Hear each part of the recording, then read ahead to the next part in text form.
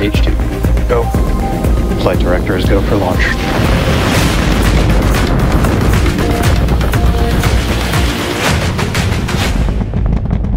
Mu myaka iri imbere abantu bakenera kujya mu isanzure bazarushaho kwiyongera, ndetse ubu hari ibigo by'ubucuruzi biri gutekereza uko byakubaka hoteli mu isanzure nk'uko hubatswe ikigo cy'ubushakashatsi gituraho abahanga mu by'isanzure kizwi nka International Space Station ISS.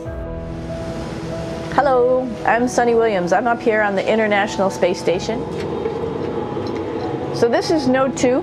This is a really cool module. Of course, most of these modules you'll see they have 4 sides. Ku rundi ruhande, mu myaka ya vuba abagore barushijeho kujya mu isanzure inshuro nyinshi, cyane cyane mu bushakashatsi.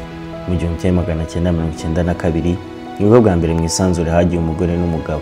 Bose bari basanzwe ari abashakashatsi, bituma benshi bibaza uko basunitse iminsi muri ibyo bihe bari barahitaruye rubanda. Amatsiko yo kumenya uko abantu bikiranwa n'umubiri mu isanzure yarushijeho gukaza umurego. Ejo bundi ubw'umugore witwa Sunita Williams uzwi nka Sunny n'umugabo Barry Wilmore uzwi nka Butch bagarukaga ku isi nyuma y'iminsi 286 bari bamaze mu isanzure. It becomes routine, which is sort of crazy to think about it. At one point in time on my first mission, I was like, I don't even remember really what it's like to walk. I've been flying around for so long. I don't even know what it's like to sit down. Nyuma y'iminsi 286 bari bamaze mu isanzure, nyamara baragombaga kumara iminsi 8 gusa, ariko bagatenkwa n'icyogajuru cya Starline abari barimo. Aba bombi nta misiyo yihariye bari bafite mu isanzure, bivuze ko bamaze igihe kinini badafite akazi kenshi ko gukora.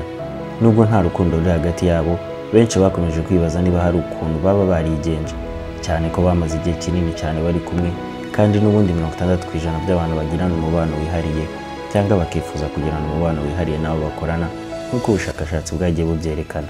Gusa ariko na mbere yo kwibaza ku by'abashakashatsi, ikibazo nyamukuru ni ukumenya niba binashoboka ko abantu bari mu isanzure bagira uko bigenza.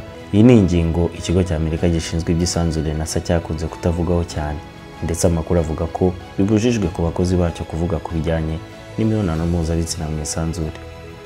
NASA ngo yanze kuvuga kuri iyi ngingo cyangwa se kugaragaza ubushakashatsi bwayikozweho mu rwego rwo kurengera abashakashatsi bayo n'imiryango yabo. Gusa ubu mu isanzure ni hakijya abashakashatsi gusa, ndetse abaturage basanzwe bajyayo baziyongera mu myaka iri imbere. Ibi biri mu mpamvu NASA ikomeje gushyirwaho igitutu kugira ngo ivuge kuri iyi ngingo. Amakuru ahurizwaho na benshi ni uko bishoboka ko abashakashatsi bari mu isanzure bashobora kwihina mu mbere bakihakabyiza. Gusa nk'uko byumvikana hari imbogamizi nyinshi. Icya mbere, umuntu uri mu isanzure kure ya rukuruzi y'isi aba adafite imbaraga zo kuguma ahantu hamwe, kuko acunze nabi aba ashobora kuguruka akazengera hejuru kuko aba ari kure ya rukuruzi y'isi. Ikindi ni uko ibintu byose biba bimeze gutyo mu isanzure. Urugero, niba umuntu abize ibyuya, ntabwo bishoboka ku mubiri nk'uko bisanzwe, ahubwo nabyo bishobora kuzengera mu kirere, bishobora gutuma gusukura amaze kubera iki gikorwa bishobora kugorana. Ku rundi ruhande, ibijyanye no kwishikana biragoranye mu isanzure kuko nyine nta rukuruzi bihari. Bivuze ko ushobora gucunga nabi ukishika mugenzi wawe nabi hakangirika byinshi. Mu isanzure nta bwogero busanzwe bubayo, ahubwo abashakashatsi bakoresha ibitambaro byabugenewe bibafasha kwikuraho imyanda irimo ibyuya, cyane ko bategekwa kumara nibura amasaha 2 mu bikorwa bya siporo mu rwego rwo kwirinda ko amagufa n'imikaya yabo yagira ibibazo. Gusa ibi byose bishobora kubonerwa ibisubizo, kuko hari ibyumba bito abashakashatsi baryamamo, bikaba ari ibyumba bishobora kwakira abantu 2 bicaye begeranye cyane, ari naho bikeka ko abihakabyizi bahurira. Ku rundi ruhande, buri gikorwa cyose kibera mu isanzure kiba kiri kugenzurwa n'abari ku isi.